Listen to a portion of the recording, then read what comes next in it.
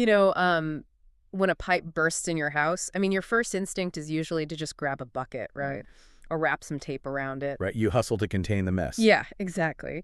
But we are doing a deep dive today into an excerpt from Becoming a Vessel, The Art of Spiritual Surrender. And it basically argues that when it comes to self-improvement, we're focusing on the completely wrong end of the pipe. Yeah, we really do. I mean, we spend so much time obsessed with optimizing our routines, Right. increasing our capacity to handle stress. Oh, totally. We're always asking how to be better, how to do more. Exactly. But the core philosophy here flips that. It asks, what is preventing connection and peace from flowing freely in the first place? So instead of trying to force like 100 gallons of water through a clogged pipe, Which obviously just adds pressure. right. Instead of doing that, we need to look at removing the blocks. So we want to trace a journey for you today, moving from internal resistance to peaceful alignment. And those blocks, those areas of resistance, they rarely look like massive dramatic character flaws. No, they hide in everyday habits, don't they? Things that feel totally justified. Exactly. Like rehearsing an argument while you're in the shower. Oh man, I do that all the time. Right. Or clinging to the need to have the last word in a meeting. Even just, maintaining quiet judgments about a coworker's performance. Yeah, those reactions feel so understandable in the moment. They do, but they create this profound internal tension.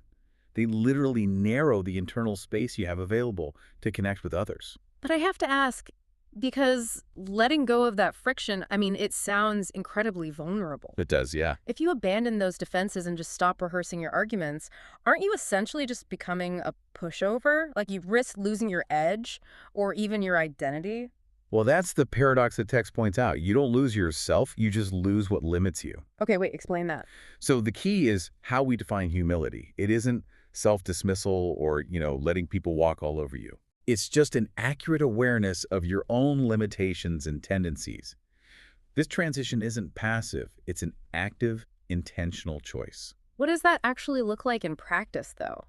Let's say you get a deeply passive-aggressive email from your boss. Oh, the worst. Yeah, the immediate instinct is to fire back or just fume about it all day long. Right. So in that micro scenario, accurate awareness means noticing your spike in heart rate. Right. Noticing that intense urge to retaliate. But without actually acting on it. Exactly. You pay closer attention to your reaction, but with an open hand instead of a clenched fist. So you aren't suppressing the frustration then? No, because neurologically, when you aggressively suppress a thought, you're actually keeping your attention fixed on it. Oh, wow.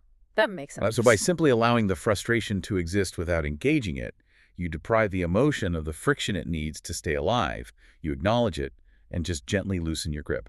I want to push back on that just a bit, especially regarding the effort we put into our daily lives. In a high-stress workplace, if I'm just loosening my grip and not fighting back, how do I actually get anything done? I mean, it sounds like a recipe for passivity. I get that, but it's not about inaction. The text shows it's about a shift from force to cooperation. Cooperation. That's right. Think about the sheer amount of energy you expend just managing your own defensiveness on any given day. Oh, it's exhausting. Exactly. So when you clear out that excess reaction, the effort doesn't disappear. Yeah. You just stop wasting it on internal friction. I see. You're redirecting the energy. Yeah. So instead of trying to muscle your way through a project out of, say, a fear of looking incompetent, you're doing the actual work from a place of steadiness. Precisely.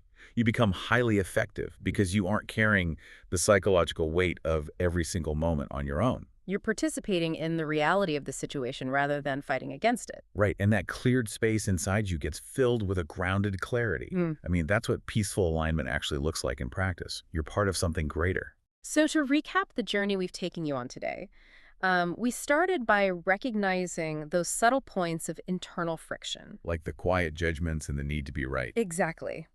Then we explored how depriving those reactions of friction through accurate awareness completely shifts your approach. You move from forceful self-improvement to a state of peaceful cooperation. Right. You are quite literally getting out of your own way, allowing a greater capacity to just flow through you. You're invited to be an open vessel, not the source of perfect love yourself. And consider this for your own life, because the text really leaves us with this beautiful image. It really does. Think of a river carving a canyon. Oh, right. Much like that river, What permanent, beautiful shape does a vessel eventually take after allowing a greater current to flow through it without resistance for an entire lifetime? It's pretty amazing to think about. It really is something for you to mull over.